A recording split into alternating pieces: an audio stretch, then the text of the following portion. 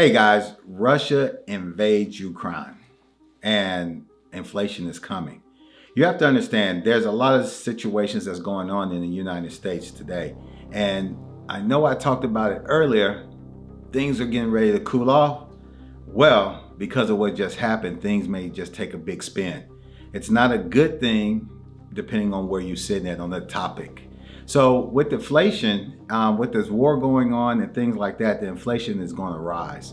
And it can definitely put a huge spin and a strain on buyers. And not just buyers, but the United States in general. Because with the oil, gas, agriculture that Russia and Ukraine has, it's actually going to put a big tight, squeeze on the U.S. because now you're going to have higher gas prices, you're going to have higher food prices, you're going to have higher cost of living.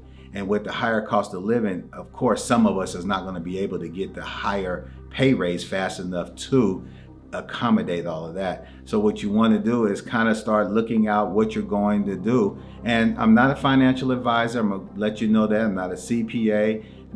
I am a Texas real estate agent here in the Houston local area. But what I do want to let you know is help is coming, but you just got to make sure that you prepare yourself for it.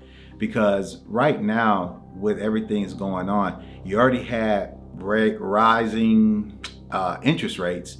And now what's going to happen now, the feds are going to meet again and see how much more or how much less, or is it going to be at a standstill? Because as we said before, we thought it was going to cool off and things were going to be mellowed out with the supply and demand. But because of what's happening, we definitely have to wait. And it may take up to 6 months or even more. So as inflation is going, it's already raised over 7.5% in the past decade. And with it continue to rise, it does put a tight squeeze on the housing market. Now, from my opinion, it can put a squeeze on you, and people say, well, is it still a good time to buy, or is it still a good time to sell? Of course, as a seller, it is a good time to sell, but at the same time, you don't want to put your house in a situation that it doesn't sell by overpricing it. But at the same time, with that, we have to look at the housing market as it is. We are looking at still supply and demand, making sure that things are going the way that it's supposed to go. But because of the war that's going on, it does make it kind of difficult. With inflation, people say the housing is about to crash. Well, it's all a mindset. Everything that you look at, you have to be prepared for it. How are you setting your mind for this? If you're looking at making rational decisions, saying, hey, let me hurry up and buy before this crash, that might not be a good idea. Look at your finances, see where you're at. Don't put yourself in a situation to where you may end up buying a home, then have buyer's remorse and regret that you purchased a home. And then next thing you know, you're hating yourself, you're hating the decision, and now you're going into foreclosure. You may need to sit back, really realize what's going on into the market. Because of the inflation, you do have the higher costs, you do have higher rates, and that makes it a higher payment. But based on the University of Michigan, confidence in the United States of people has been down since the lowest since the past 10 years. And what that means is you're not confident enough to purchase a home. You're not confident enough to buy these things that you need to buy and make sure that you stay on track with things. It's just kind of hard to really determine if you're looking to buy your home now, certain things like that. And when you're looking at the homes and you're looking at the interest rate, the 30-year fixed rate is higher than it was 3 weeks ago. And when I say higher, it changes. Because the feds had already made a determination that the prices and the rates are going to go up this year. Now, different banks have different concepts and things like that. And putting a scare on the buyer, investors say, hey, this is a good time for me to buy, because now buyers are not going to bank institutions to get loans, so they have the cash.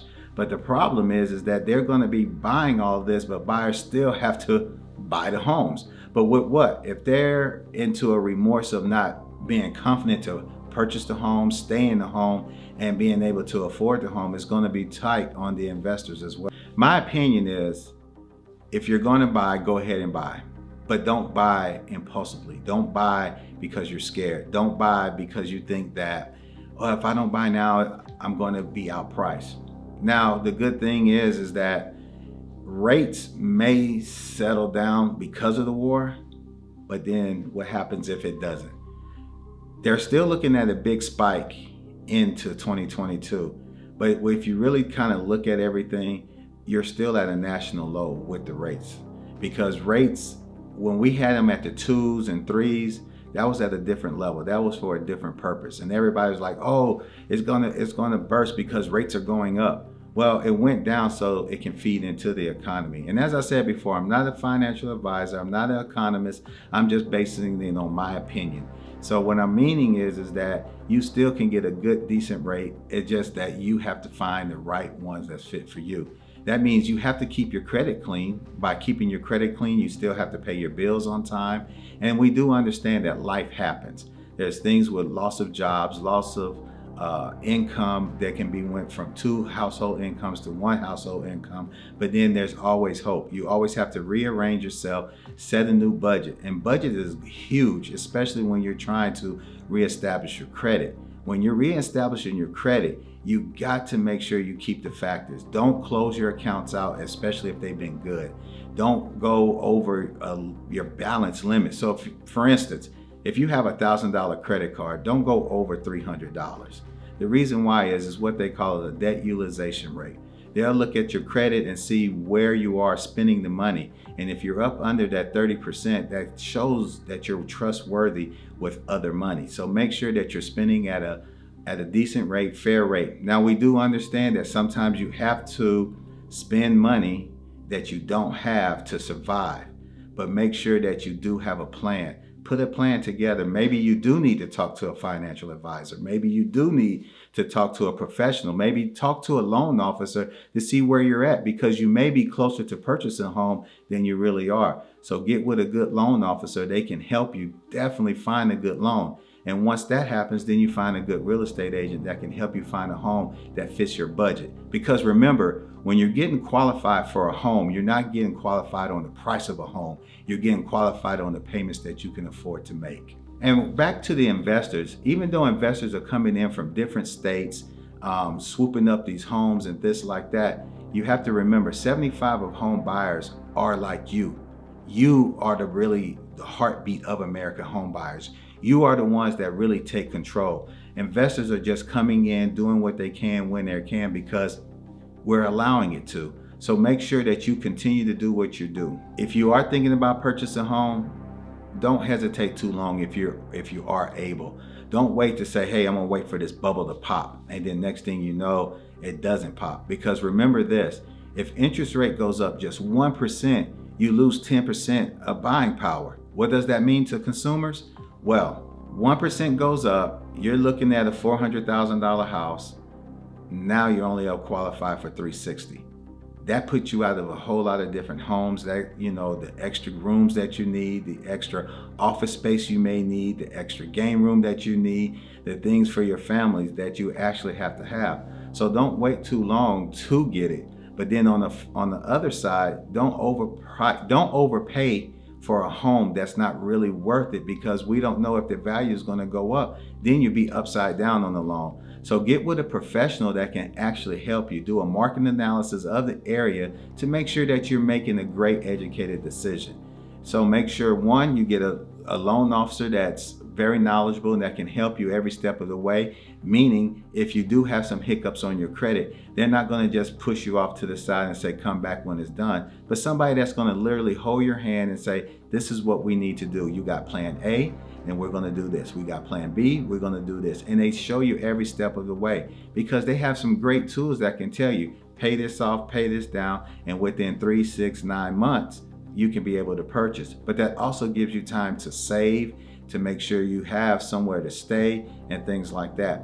2, you want to get with a real estate agent that knows the area, that can also knows the market really, because you want them to be able to say, hey, this home is going to be, you know, based right now, this is where we're at. Instead of trying to always go over and higher. I'm sorry, sellers, I know that I'm not helping you guys out, but at the same time, let's be fair, because once you sell your home, guess what that makes you? A buyer. So we have to do the same thing for you as well, to make sure that you're not overbuying